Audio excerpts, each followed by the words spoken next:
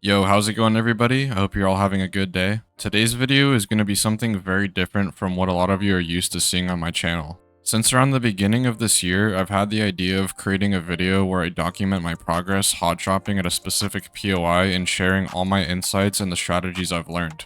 The only problem was that I no-life this game and I know pretty much everything about every POI in the game as there were no map updates this year. However, now we have a brand new season with a lot of unique map changes. More specifically, this video is going to focus on the new hot drop on Broken Moon called Quarantine Zone. I know a lot of you watching don't have nearly as much time as content creators do to play Apex, so I'm going to try my best to share my experiences and thought process in a clear and concise way. Real quick though, before I get into the video, I want to shout out Luke the Notable who inspired this idea over from the Fortnite content scene. I used to watch his videos all the time and I want this video to be a creative twist on his idea. Anyways, much love to him and let's get into my first game of Season 21. As I was dropping for my first match, my eyes immediately fixated on the large pyramid-shaped building near the center of the POI. Usually what the map designers like to do on Broken Moon is create a circular opening from the top of large buildings like these, so I assumed the same for this one. Just from landing through here once, I already realized that this was going to be my go-to spot for hot dropping. Let me explain. One of my favorite strategies to get an early advantage on players is a trick called dive canceling. Dive canceling not only makes your fall faster, but also gives you weapon pickup priority.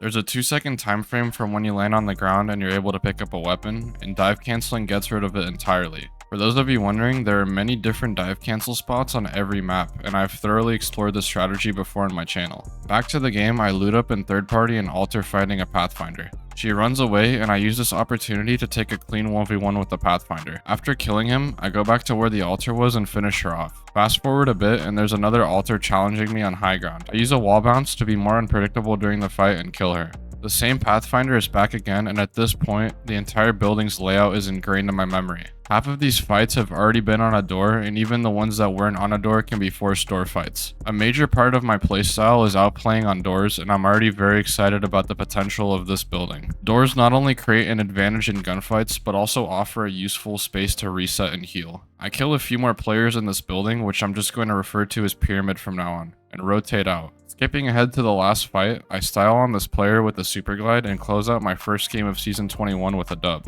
My gameplay during this match was pretty solid for it being my first game, but if you guys didn't notice, I didn't utilize a very important part of pyramid building, the zip lines. We're now going to be looking at a game where I'm a bit more familiar with the POI and where I've started focusing more on the potential zipline usages. More specifically, this is going to be game 12.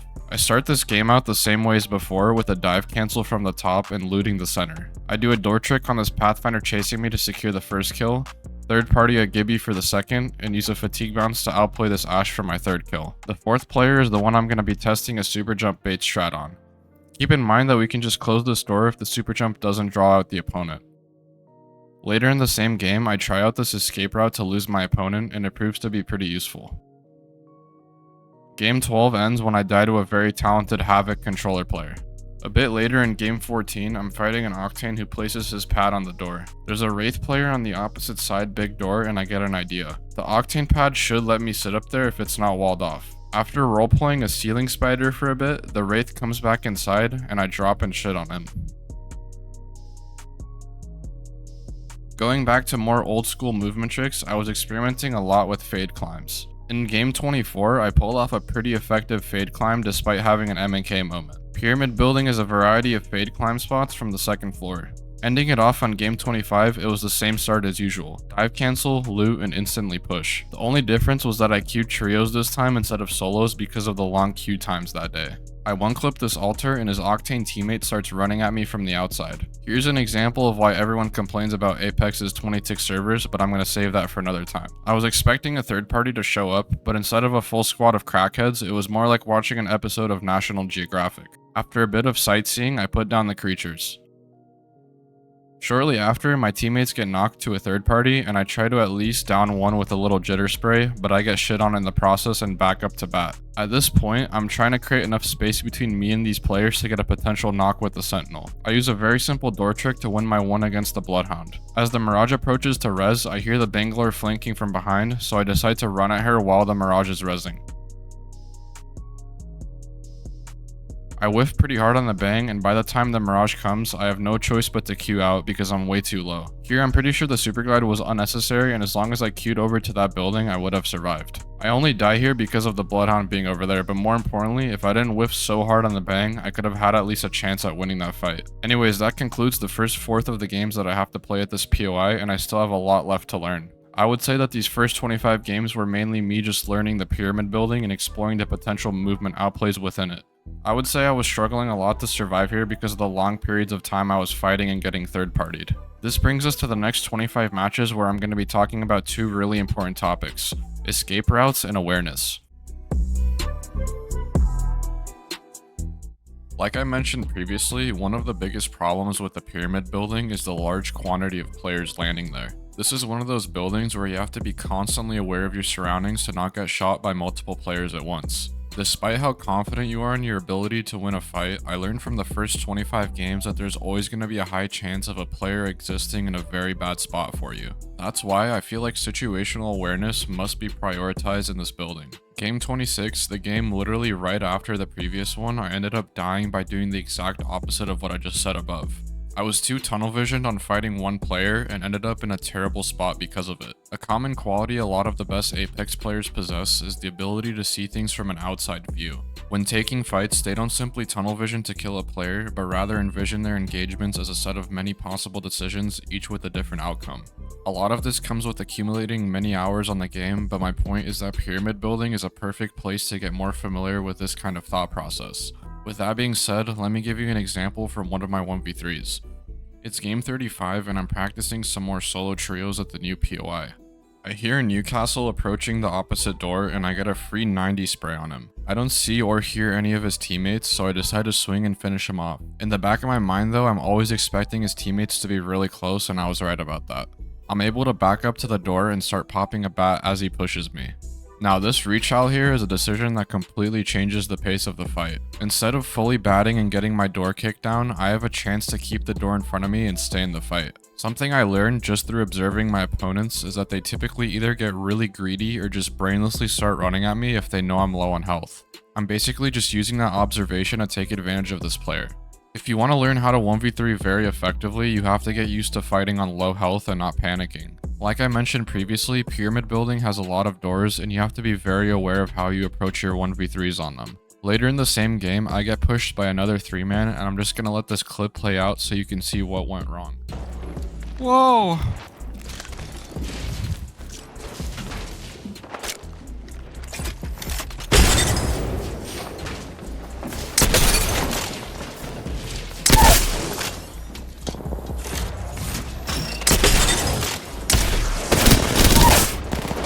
Close the door, man. Like, why isn't the door closing? I'm literally pressing E. Like I said in the clip, the door wasn't closing, but why am I even trying to bat on the door? This specific location here has no cover, and I'm forced to sit on that door if I don't want to get caught in the open. This death highlights the importance of knowing proper escape routes. What I learned from this death is that instead of fighting on the back 2 doors, I should always be fighting on the front 2 doors. Let me explain. The layout of the entrances to pyramid building consists of 6 doors. 2 small doors in the front, 2 small doors in the back, and 2 large doors in the front and back. Just from this screenshot, you can see the amount of open space in the back. There's just way too many places you can get shot from, so it's best to avoid this backside when escaping from the building. On the other hand, just looking at the front side, it becomes apparent that the side with the surplus of cover and buildings with doors is going to be a better option for repositioning.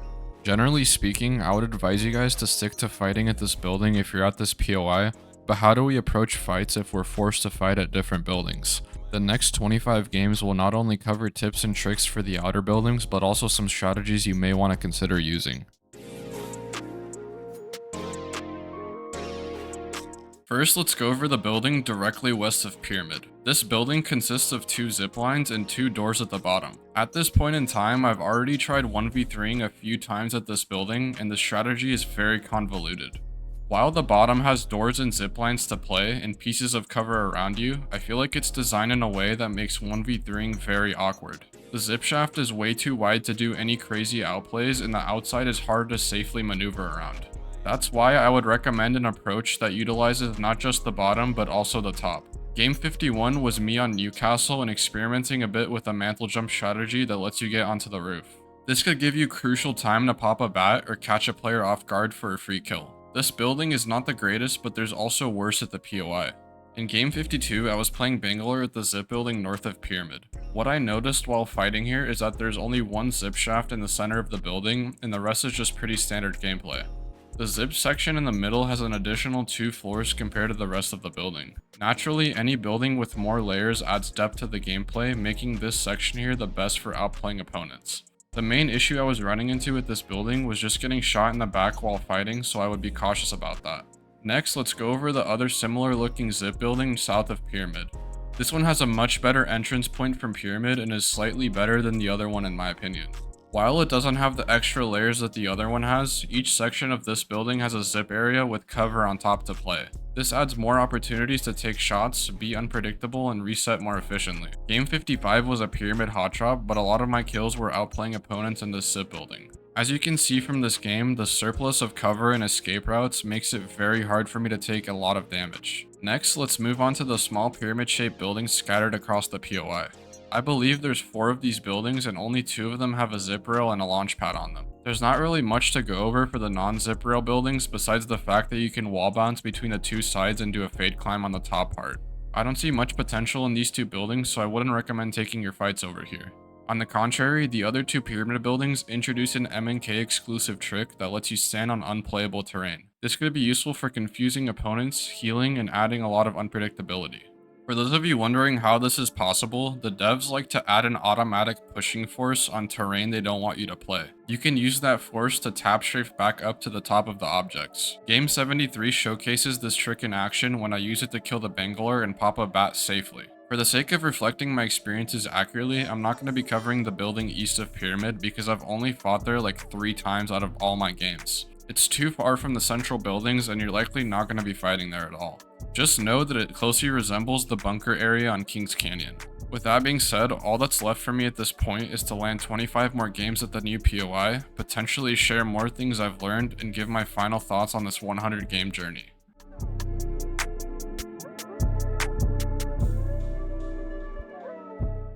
Game 75 was one of those sweaty games filled with 3 stacks, and I was on Newcastle duo queuing with my friend King. I've been playing a lot of Newcastle lately, and he works very well when you integrate a movement-based playstyle with him. Here are a few highlights from the game. To kill this Octane, I use a heal bait strategy. As an opponent is approaching your door, pretend to pop a battery, and then they'll think you're very low and likely kick your door down. After we kill the Octane, another team comes to third party us, and I got major 3-stack vibes from them. As they're about to push through, I kind of jokingly call a double fade climb and it ends up winning us the fight. This proves again that old school movement tricks can still be viable this far into the game.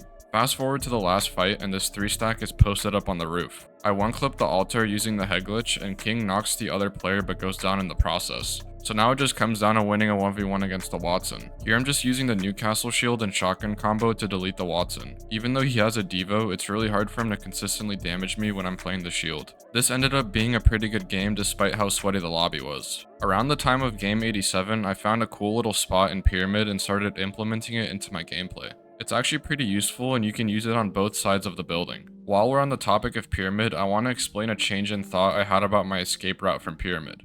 Remember when I mentioned that you should only be escaping through the front side? If you time your slides perfectly, you can actually make it fully around cover if you escape through the south door towards the zip building with a Wraith queue. I would only recommend this if you know you're not going to get griefed by a team at the zip building, but I still thought that I would share this. I still believe that the north door is not great and the big middle door is trash. Throughout these 100 games, I never really gave the south zip building that much credit, and that's why I feel like I need to start using it more in my gameplay. I think it's because movement players are so used to fighting at square-shaped zip buildings like Streamer and Construction, and that's why we aren't as eager to land here. I think it's just a matter of being more open to learning different buildings and not just playing around the same ones every time. In game 95, I was building up my confidence fighting at this building by taking several 1v3s here. The first team wasn't that good. I pretty much handle this team in a way that I typically handle a res spam team. Reposition and poke. Another full team third parties and I decide to hold my ground at the top, but always in the back of my mind know that I can queue out. After I win my one with the Revenant, they stick to the bottom, which I'm assuming is because they wanted to res. I use a little hill section off to the side to poke at them and then drop to get an ISO on the bang. The Horizon wasn't doing much that fight, so I went in very confidently and cleaned her up. A bit later in the game, I get third partied again, but this time by a 3-stack. I'm trying to use their extreme aggression against them to land a few shots. The moment of failure in this fight is when I panic at the top of the zip shaft. I lost all my momentum from the zip and ended up dropping to the low ground. I didn't really have a chance from there because I was at 30 HP and it's pretty much impossible for me to get away in that terrible spot. Even though I was initially salty fighting a hardcore 3-stack, looking back I realized that these sorts of fights really test your skills on another level. You have to pretty much be a robot when you fight these types of teams. No mistakes, perfect aim, perfect movement, and when you do eventually get that insane 1v3 clip, it feels amazing. With that being said though, I'm gonna close out the video with this game. My 100th match was a death off drop to a 3-stack, so I'm not gonna bore you with that. Anyways, I think that it's usually pretty hard to tell if a POI is gonna be good when it just came out, but I immediately saw how promising Quarantine Zone was. The main pyramid building is a fantastic spot to test your decision making and awareness, and the zip buildings are also great places to take disadvantaged fights. Overall, I feel like this video really pushed me to understand the POI, but even then I feel like there's still so much left to learn. Like I said before, I'm going to start utilizing that south zip building more in my gameplay because I do want to explore its potential. I know I didn't specifically cover a lot of movement tricks like I normally do on the channel, but I hope you found some value in my strategy breakdowns. Let me know if you guys would like a part 2 or some sort of continuation of this video because I really did enjoy making this one and I hope you did too. Thanks for watching and I hope you learned something new.